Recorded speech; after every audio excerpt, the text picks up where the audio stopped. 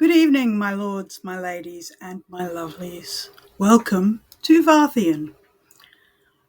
I know it's been a couple of weeks since I last updated here. I have been rather busy in the rest of my life, not just my YouTube. So I haven't had time to get online and organize a video at all.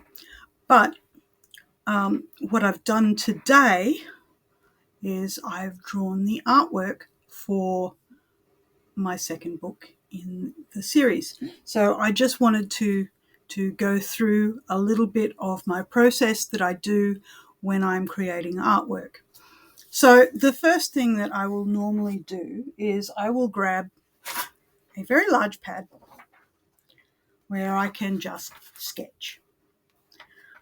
So you can try and catch this without so much of the glare.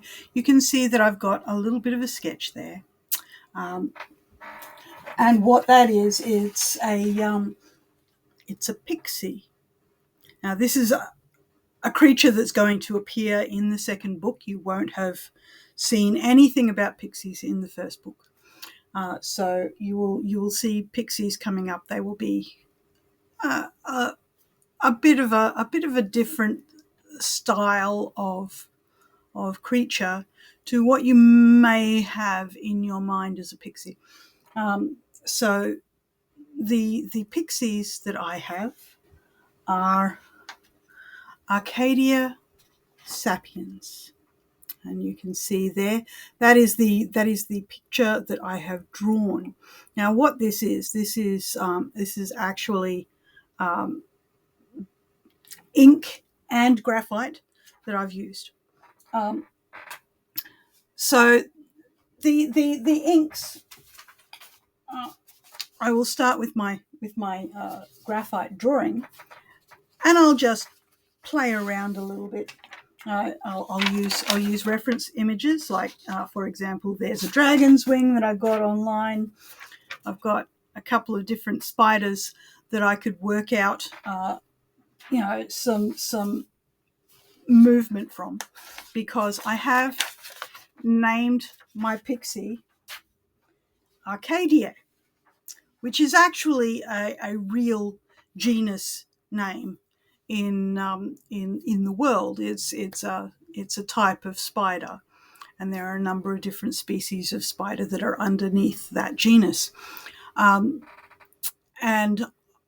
I looked at it and I went, I can use this genus and I can give it some extra features. So this particular genus of spiders has evolved wings to go with its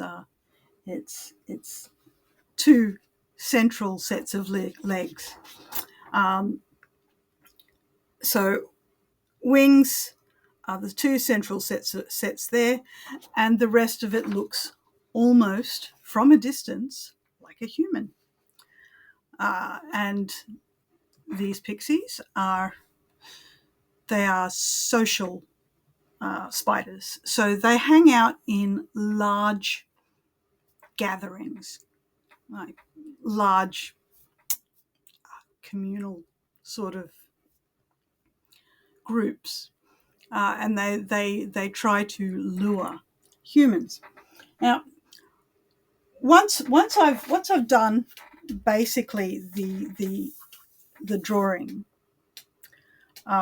and I know where I want it to go, I'll get out a light board, and I will trace this image that I've basically sketched onto a piece of paper, because I know that I'm good with all of the proportions that are on there. I know basically what I want it to do, and then I will trace that out in ink. And then once I've traced that out in ink, I shade. Now these are a lovely range of Montmartre graphite pencils that I use. Montmartre is not the only brand of pencils that I've used in the past, and I wouldn't say that it's the best range of pencils that I've used in the past. It is simply the pencils that I had available to me. I will say that the hardest pencil in here is much too soft for my liking. I like to have a nice sturdy forehard, but the best that they've got in this is a too hard, and to my hand it feels more like a HB. So that's even softer than I would expect a too hard to be. And I will start by using the hardest pencil that I've got in the pack, and I will work my way through, usually jumping by about 2 to 3 pencil like sizes. So you can see here that we've got a full range of pencils, and it's got the various different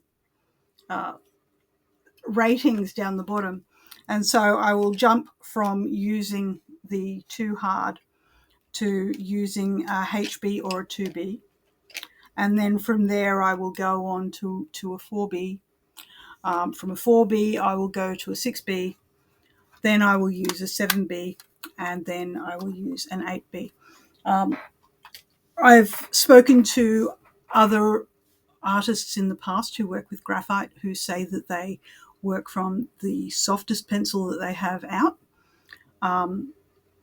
But I find that using the harder pencils allows me to get a better range of gradation, simply because of the way that I do things. So and yes, after I've done all of the shading, which as you can see here is like fairly consistent. This is now a finished image. I will then photograph it. Usually, if I'm only working with inks, I will photocopy it. But this has got a lot of graphite on it, and graphite reflects light. If you're trying to capture an image of a graphite picture, if you try putting it into a photocopier, it will just come out very strange, because all of the light from the photocopying will bounce and will refract all over the picture, and all of your blacks will be grayer, and you will lose a lot of your lighter greys.